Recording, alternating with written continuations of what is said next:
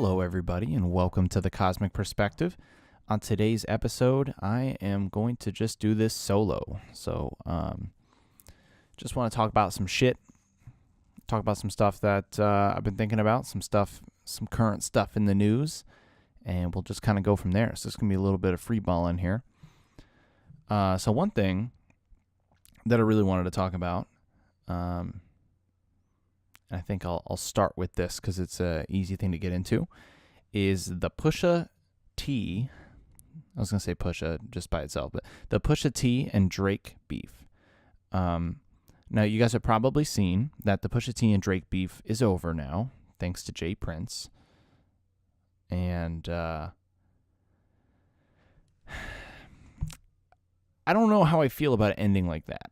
I would have preferred there to be another song, another response. However, I think Pusha went so low and so savage. I just don't see Drake going as low or as savage, and not even that he couldn't. He maybe could, but then it wouldn't be good for him. It would just look bad on his image, and that's something that Jay Prince said about it. Was that he felt like, yo, that's beneath you, and like if you're hanging with the pigs, you get slaughtered like the hogs or something like that. Some quote along those lines. But I was a little disappointed that that's how it ended, that somebody else came in and, intervened. But let's talk a little bit about what that journey was. So the Pusha T and Drake beef goes back pretty far. I mean, like, there's been, like, little jabs here and there that Pusha has had for the past few years, and for the most part, Drake has pretty much ignored it. He threw a couple jabs back. I think he threw a couple jabs back on More Life. I don't remember what song, but he says something about Pusha T and, like, selling coke or something. And it finally came to a head here where Pusha baited him into this whole thing with the track Infrared. And to be honest, that Infrared track, although it's like a solid track, like the disses weren't that bad. Not bad enough where like Drake didn't need to respond, because like most people who know Drake might not even know who Pusha T is, I've been a fan of Pusha T for a while now, but I'm like a hip hop music nerd. So there's plenty of people who only know Drake because he's in the mainstream. And so he kind of really shouldn't have gone for this in the first place. And to be fair, his Duppy response, his Duppy freestyle, which is like slang for a ghost or something, was a great track. It was honestly a great response. And I guess his biggest mistake was just saying the name Virginia Williams. He literally didn't even diss her. He just said, like, I'm going to let it ring on you like Virginia Williams. And then that was apparently a green light for Pusha T to be like, yeah, your dad left you. Your mom sucks. She can't stay married. And then, like, 40's almost dead. Tick, tick, tick. Like, dude, that to me was, like, the fucking worst. The 40 lines... I'm sorry, Pusha. Like, I fucking love you, dog. I respect you. But I hated that. This dude is dying of a sickness, multiple sclerosis. He's dying of MS. And he went for it and, like, said he's hunched over and he looks like he's 80. And I don't know. That to me was, like, so low. And I get it. Rap battles, there's no limits, et cetera, et cetera. But it just felt like, I don't know. It just felt a little unfair. Especially because when Drake did call out Kanye for, like, him writing for him, he's just saying, like, hey, man, I'm not the only one to fucking do this. And the guy that that makes your beats is asking me for help. And so that's all he said. And then he responds with, yeah, well, your fucking producer's almost dying. Yeah. Yuck. And I don't know. To me, it just seemed, like, shitty. I just didn't like it. But that being said, that whole fucking song blew my mind. And if Drake really does have this hidden kid, then holy shit. Don't roll it out. Don't roll it out with a fucking press release with a clothing line. Then I definitely agree with Pusha on that. So, we'll see how much truth is in all of these allegations, because Drake has really not spoke on those things. He's only spoke on the blackface image, which, come on, man. A black man in blackface clearly clearly it was not done in a racist manner. I think it's so funny that like people are like, yo, you have to explain that. You have to explain that. It's like, I don't know. To me, it's like, really? You really thought Drake was in blackface because he, like, what, doesn't like black people? He doesn't like half of himself? Like, that's just fucking stupid as fuck. Like, clearly he did it as a political statement. And he went on to explain that he did do it as a political statement. And whether you agree or disagree with that statement, that's totally fine. But for anyone to even think for a fucking second that Drake was in blackface because of racism, like, meaning because he's racist, I just genuinely think you're a fucking idiot. So, I'm sorry. I just think you're an idiot. Clearly, he was trying to say something about it, and even explained that he was saying that he felt like in the entertainment industry that he wasn't getting the same opportunities because of the color of his skin. So, like, come on, dude.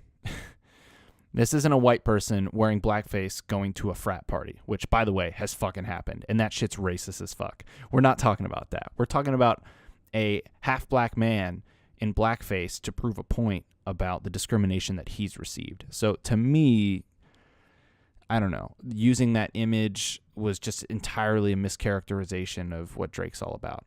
And I say this as somebody who likes Drake and likes Pusha T. I like them both. Pusha definitely won this fucking battle. It's not even a question. But he won it in like a very ugly way. And to some degree, I will take some points away from that W. But he definitely still won. And I don't know. I still say Duppy Freestyle is the best song of the three, but it's not the best diss track. So the other thing that I wanted to talk about, I got a few different topics, but I wanted to start off with something, a little like pop culture-y. The next thing that I wanted to talk about in the same realm of the music thing was the Kanye album. Did anybody listen to that Kanye album? 7 tracks. Super short. Pretty fucking good, not gonna lie. I really liked the album. I thought it was dope. I like what he's talking about, what he's covering, and I wish it was longer. I really wish the whole album was longer because I really liked the vibe that he was going for. I liked the production. It was experimental. The sounds were awesome. There were some parts of it that were just super dope, and some of the lines in the album were great. That being said, some of those lines were written by, guess who? Drake. So that's kind of what makes that whole the whole diss track beef just so weird, because it's like, dude, he just helped you on the album you just dropped. But yeah, so the Kanye album's great. Somebody that I was introduced to from this album was 070 Shake, and she is so good. She's on a couple tracks on the Kanye album, the last 2, Ghost Town. She's the very last vocal on Ghost Town, and then she is the vocal on Violent Crimes. And man, those songs are dope. I definitely like Violent Crimes the most, but Ghost Town is a pretty close second. And I'll just you know what? I think I have this set up right. Let me see if I can play just a snippet of Violent Crimes. Falling, dreaming, talking in your sleep. I know you want to cry all night.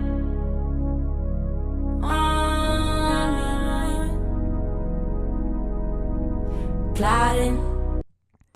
So one of the things that I really like about her voice and how they layer and produce her is just it has this synthy, robotic, futuristic type vibe to it, and it's not just in the fact that it's using autotune. It's more than just the autotune aspect of it that really sounds like that, and it just has this ethereal quality to it, which I think Kanye's been tapping into that a lot lately, of just kind of that God realm, whatever you want to call it.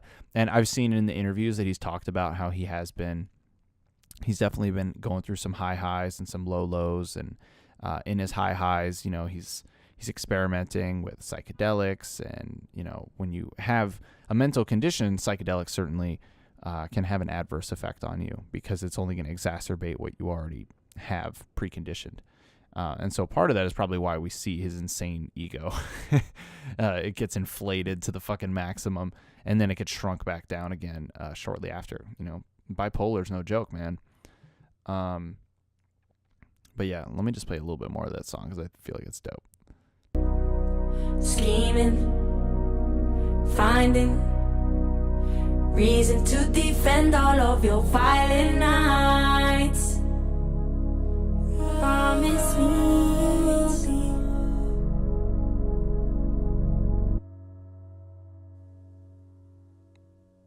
Don't you grow up in a hurry.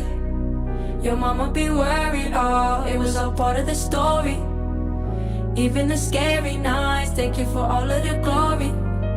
You will be remembered, oh, thank you to all of the heroes of the night. I can't place where the piano, like, I know I've heard that melody on a piano before, like in a song that I have in my library. I can't figure out where it is, but it's so familiar. But just this whole production, it just feels so epic. This is such a great final song. The only thing that I disagree with at the end of the song is just like putting the Nicki Minaj part in, where she's just like, you know, leaving a voice message or something. It just felt like, really, that's how you're going to end the project? you just could have cut that off. Like, this song in and of itself has such like a good ending quality to it that it just didn't need that part. But, you know, I'm sure there's a reason why he kept that in there. They gotta repaint the colors. The lie is wearing off. Reality is upon us.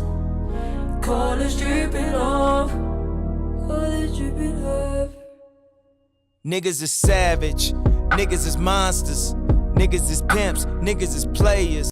All right, well, that's all I'm gonna play with that. I just wanted you guys to hear 070 Shake, because she's fucking good, man. Then I started digging into her other projects, and my friend Matt sent me one in particular where I was like, damn, I really fuck with the message of this song. So this song is called I Laugh When I'm With Friends, But I'm Sad When I'm Alone. And I fuck with just that whole premise just from the start, but then the production of it is great. The lyrics of it in the beginning are awesome, and then it doesn't have a hook until like towards the end of the song. And it's not a super long song. It's only 3 minutes, 24 seconds, but it's super dope. I definitely recommend you guys check it out. I'll play a snippet of it, but you guys should definitely like check out it. The EP that it's from is Glitter. So it's literally Glitter EP. You can find it on Apple Music. It's on SoundCloud, and it's probably on Spotify. I don't have Spotify, so I don't really know, but if it's on the other platforms, it's probably on that one too. So I'm going to play it. It's I laugh when I'm with friends, but I'm sad when I'm alone. Yeah, Hey, I've been bouncing before I forget what I made in my head. Yeah. I don't wanna spend my life thinking what they'll think or what they might. If I go see a show, she might collapse and lose her life. I guess I'll save some money and save myself from wasting time. Like, fuck this little dyke. The way she's going, it'll be her fault if she ever dies. All that time you was talking, this shit was eating me alive. Through the judgments you didn't see, I was fighting for my life. How could I send signs? And God forgive me if I cry. So even just like right there, like just the whole beginning is kind of like setting the tone of, you know, what people think of her, how she's viewed, how she feels in her own skin, what she's been going through and what she's dealt with. And so it already kind of sets you into that mode of like, all right, we're about to explore her psyche for a second. They are becoming attention seeker and not a leader. See, people will only really understand you when they need you. I guess I'm better off all alone in a two-seater. People telling me to stop, don't be a weak human being, while the voice inside my head keeps telling me that I need it. So that right there, man, and we've all battled that. We've all battled just feeling like, you know, we need something external to keep us going. And then we have that other voice in our head that's like, yeah, but you're fucking weak for needing that. You don't fucking need that. Don't be a bitch. Don't be a pussy. You know, like we've all had that fucking inner doubting mind. And I know I fucking go through that all the time, where I just have my brain just fucking shitting on me, you know, just like, you should be doing more. You should do this. Like, why are you not doing this? Like, if only you had this, then you'd be this. And it's like, you can fucking do that forever and you'll just never get to that point. You have to just accept. Sometimes you just have to accept where you're at. That's something that I'm fucking learning right now. It's like I just have to accept the place that I'm at, where I've been, how hard I've worked to get to the life that I have, the blessings that I have. I need to start counting them more because, you know, sometimes we forget that we're in a good spot, you know, and just because things aren't perfect, then we dwell on the things that aren't perfect, but it's like, but what are you really focusing on? You know, what is your brain really paying attention to? because there's no reason why you can't look at your situation from a different angle, even though nothing is changing physically. You know, my situation's the same, but how I'm framing it in my mind entirely will change how I feel about it. And that's something that I'm fucking struggling with. I'm not gonna lie, man.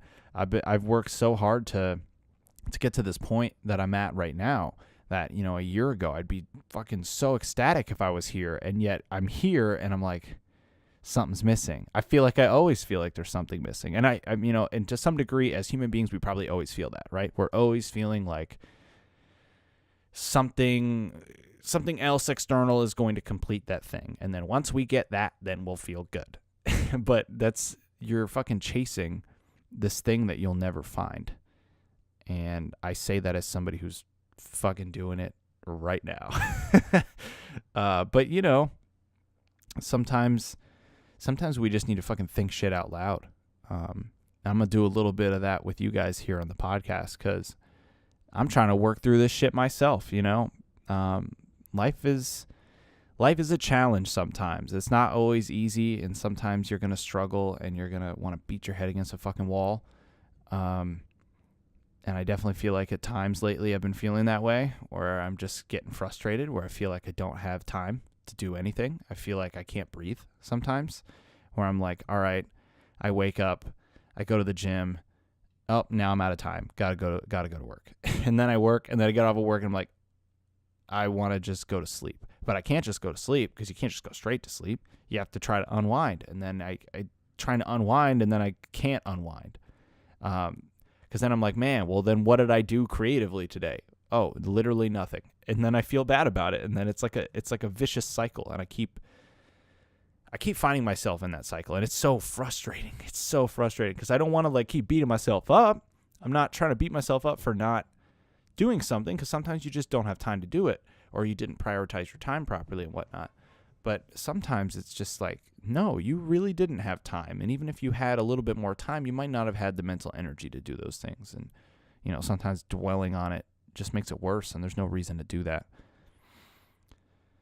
I don't know. I mean, I guess I'm just thinking out loud, because it's some shit that I'm just trying to work through. But I just know that I'm more fulfilled when I'm able to do something creative, but I can't feel like I don't have time to take a break from all things. And that's the part that right now I feel like I'm not able to take that time.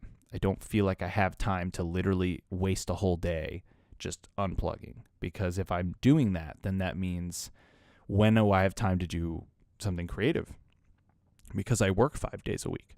How am I supposed to do something creative on top of that when I don't have that many hours before a shift? You know, if I work early enough in the day, then I really don't have any time to do it, especially if I want to work out. But then if I work late in the day, then I have time in the morning and whatnot, but then I definitely am not going to do anything at night. So then it's like, all right, well, I have to get everything done before I go to work. Well, sometimes you're fucking not efficient in the morning, and you don't spend your time, you know, appropriately. And that's just something that I'm struggling with. So fucking reach out. Let me know, you know, what are some things that you guys do that helps you find that time, the time to unplug, but then also the time to, you know, indulge in your passions. Because I know if I don't indulge in my passions for too long, I'll start going crazy, because I know I need to like express myself. It's just, you know, it's a blessing and curse of being an artist, right? Is you like need that expression. It's part of your catharsis. It's part of your ability to process the things that you go through on a day-to-day basis. And I find that if I can't do it properly, then I feel bad. But then if I don't take time to unplug as well, then I'm not going to be able to do any of that artistic stuff properly. I don't know. That was a long tangent. Sorry about that. I'm just thinking out loud. I now ask you, please stop judging me. I got myself out there single-handedly. And we do what we do because we don't understand the consequence of every step we take is wrong. How could we ever see the mess? Right? How can we ever see the mess? How can we see that every step we're taking is going in the wrong direction when we've been going in the wrong direction for so long? You know, sometimes we get so caught up in our loops we don't even fucking realize where we're going. And then you fucking look up and you're like, dude, I just went 40 miles in the wrong direction. What the fuck have I been doing? And it's like you wake up from a slumber almost. And luckily for me, it has not been like, I have not felt like I've been sleeping for a long time, you know. But I do feel like the last couple months, I just haven't been sleeping a little bit. I don't know. You know, on one hand, I feel like I've had some time where I've like done some of my like most interesting creative writing that I've done is probably been in the last few months. But then in terms of literally the last month, I felt like I didn't accomplish anything I really set out to do creatively. But how do you know? How do you know when you're caught up in the whole fucking whirlwind of shit? The only way to do it is to take yourself dramatically outside of that. And I think there's only a few different ways you can do that. One maybe is meditation. Maybe another is like, you know, going on vacation and just like legitimately unplugging, seeing something totally different. And then of course the other for me is like, you know, a psychedelic experience. But just, you know, how do you get yourself outside of yourself for a second? And it's not just you and me, the whole youth is depressed. Living with the devil, constant battle every day. Wake up, gotta talk to people, but I don't know what to say, and they telling me get on my ass. That right there too, man. How many people fucking get up every day, they feel like shit, they don't like their life, they hate their job, they don't like their like the society that we live in, they don't like going out at bars. Like I know I fucking hate going out at bars. I just don't like it. It's not fun. I mean, if I'm gonna go out, like I'd like to go out somewhere where I could dance and act a fool. And I don't need alcohol to dance, you know, like I'll fucking dance like a maniac and people will probably think I'm fucking plastered. Meanwhile, I'm like, dude, I don't even really drink. But I don't know. I personally just don't like the going out culture. To me, the going out culture is all about numbing yourself and, trying to forget the reality that you live in. And I'd rather have a reality so dope that I don't want to leave it. But, you know, you have to craft something like that. And this society doesn't make it easy to craft it. It definitely doesn't make it easy to carve out a path like that. And everything is going to push you in another direction. Everything's going to push you further away from that if you're just following what society thinks. And that's why I think everybody's depressed, man. I think everybody's depressed because we're creating this perfect storm of depression with economic suppression, voter suppression, lack of meaning in individuals' lives.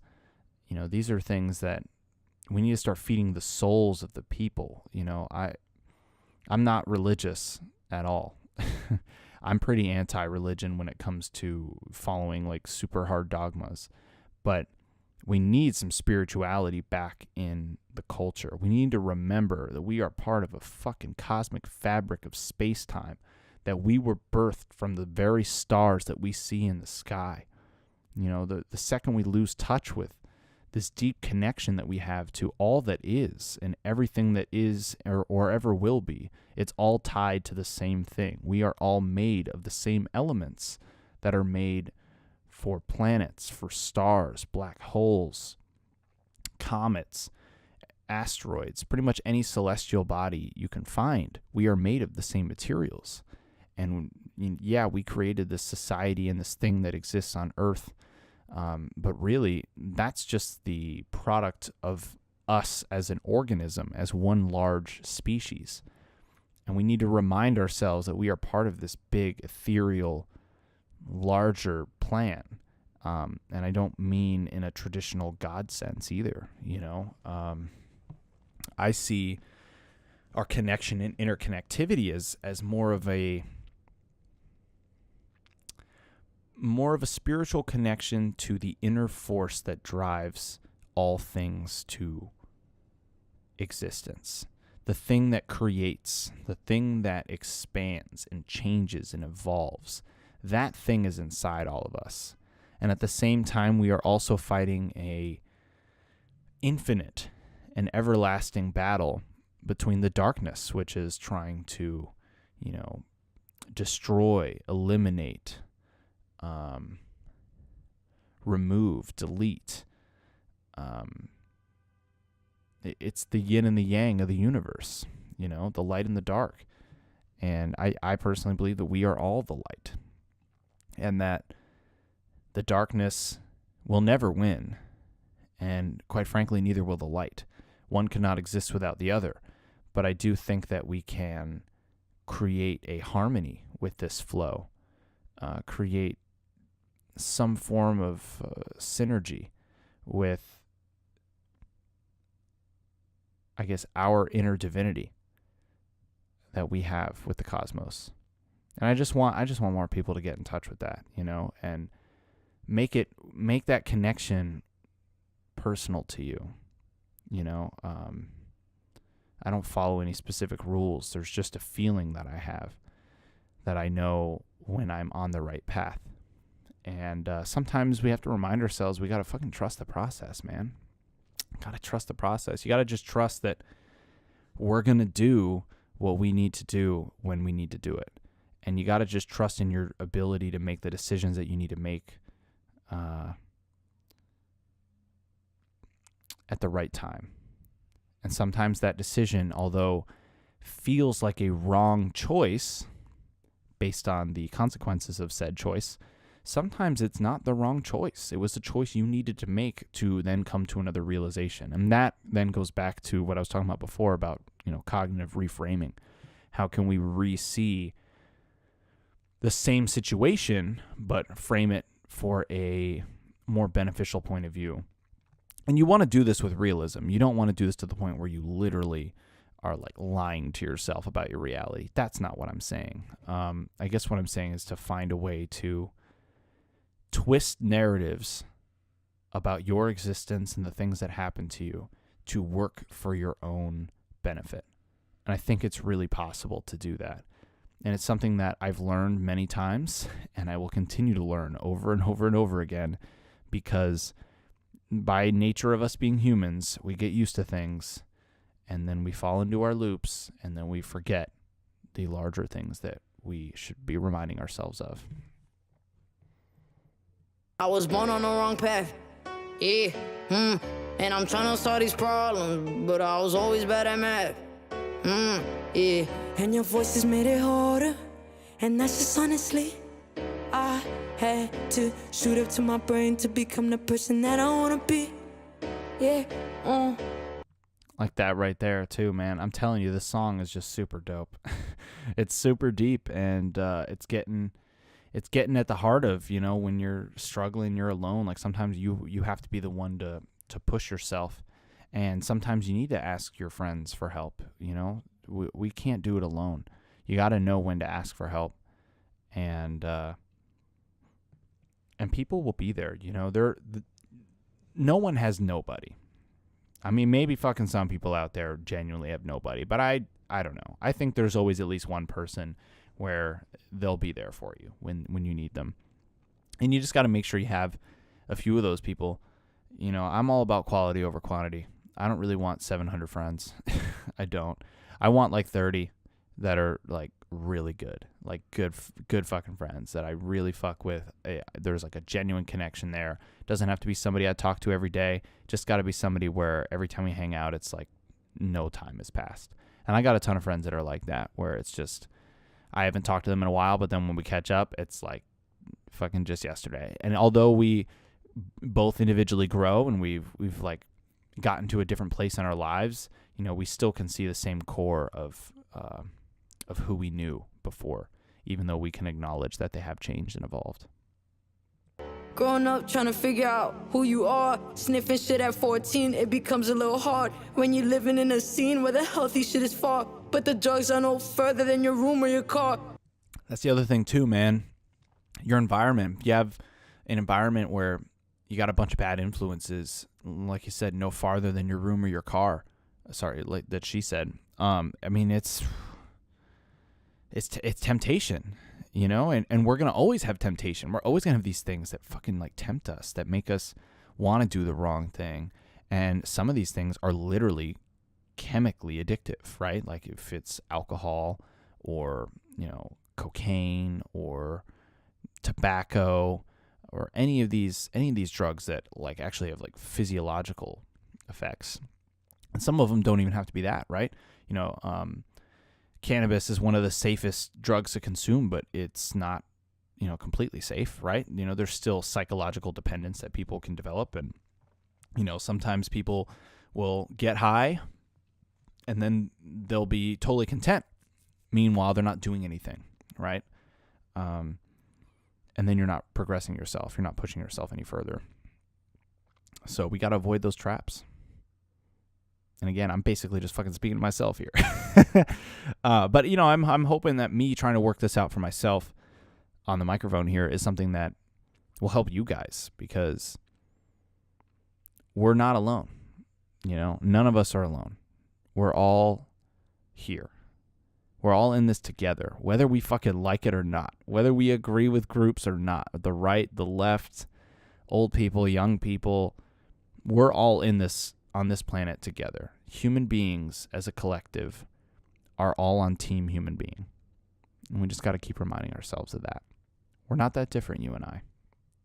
Don't be alarmed, it'll get brighter, it'll get better. It's cause we are fighters, and tougher than leather. The strong you is inside, but you just haven't met her. Only we control our storm because we are the weather. Dude, that right there, man. It does get stronger. It does get better. And we can control the weather. We can control our environment. We can control the way that we feel. And if you got that inner strength, you got that grit, you can fucking push yourself, man. You can take yourself to that next level. Don't get high, could love the things that really torn me. Remember telling myself that I was quitting in the morning. And did you really try and help, or was you trying to tell a story? It's okay, cause I got me and I don't need you to feel sorry. The future's bright, let's make it pro. We got us, we are the light. We are the world, we are love. We gotta fight. We are the light, we are the love. We are the help, I think is what she said. Yeah, still super. I just fuck with this song. So heavy. Well, what a great find, Kanye. Signed to Kanye's label. I mean, she's good. She's talented. She's got an interesting angle too. Definitely a unique sound. For ourselves, cause no one's gonna, yeah. I left when I'm with friends, but I'm sad when I'm alone. And I be alone, and I be alone, and I be alone, yeah. And I be alone, yeah. And I be alone, yeah. And I be alone, yeah. I laugh when I'm with friends, but I'm sad when I'm alone, and I be alone. Yeah. So I really fuck with that song. Definitely had an impact on me, when I first heard that song, I was like, all right, I'm feeling that right now a little bit. And I don't know. I don't want to convey the wrong point of view here, or I guess the wrong impression of where I'm at. I'm generally very happy, right? In general, I know I have a great situation. I'm living a cool life. The weather's nice in Chicago again. I guess I just feel a little stuck right now because I feel like I'm getting pulled in a ton of directions at once. And I don't know that I can meet the demands of all the people trying to pull me in different directions. And sometimes that shit's overwhelming, man. And like King Lo said, sometimes you got to unplug just to plug back in. If these blank having trouble connecting.